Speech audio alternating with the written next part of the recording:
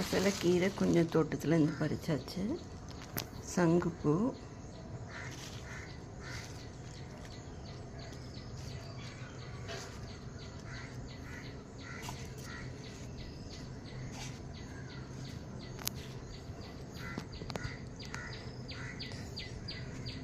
சங்குப்பூ பறிச்சுட்டு கொஞ்சம் பசலைக்கீரை.